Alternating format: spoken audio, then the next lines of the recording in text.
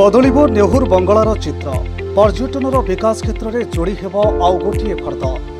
आकृष्ट हेबे आगंतुक उठाई परिबे बोटिंग रे मजा आधुनिक पार्क सह जल क्रीडार सुविधा मध्य रहिबो एठारे।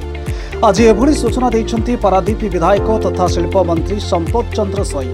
राजनगर डीएफओ और पारादीप बंदर प्रशासनिक अधिकारी सह मंत्री आज नेहुर बंगला बुलिबा सह सरकारी स्तर में एक योजना प्रस्तुत करा जाउथबा प्रकाश करिसेंती।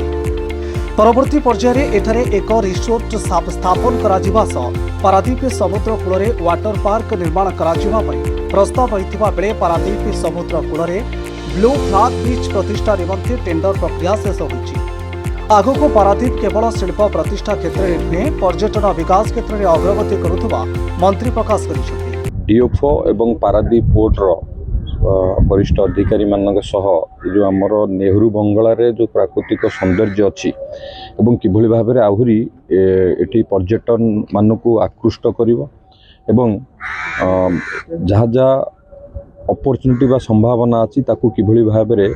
आमे डेभलप करें एवं पर्यटन मानक आकृष्ट करवा गोटे पर्यटन स्थली भाव में एठिकी पर्यटक माने आसीबे यार जो संभावना अच्छी एठी वाटर स्पोर्ट्स हो किंबा बोटिंग रो फैसिलिटी एवं मॉडर्न अम्यूनिटीज ये सबू करागले एवं पिला मानक पई मध्ये एठी विभिन्न प्रकार आनुषंगिक सुविधा कले ये आहुरी भव्य एवं भल हो पार पर्यटक को आकृष्ट करवा एवं स्थानीय अंचल रे एक अर्थनीतिर अभिवृद्धि होगा सहित स्थानीय अंचल रे मध्य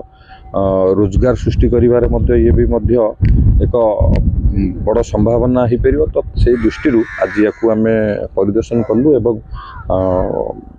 जंगल परिवेश विभाग आमर फॉरेस्ट डिपार्टमेंट मिनिस्टर सहित आलोचना होता से डीएफओ आसचंती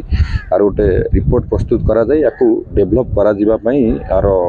आज ये स्थान परिदर्शन कलु एवं पर्यटन स्थली भाव में पर्यटक किभली आकृष्ट करियो सेहि भली भाव में याकू डेभलप करा जिवो। Bureau report news prime Odisha.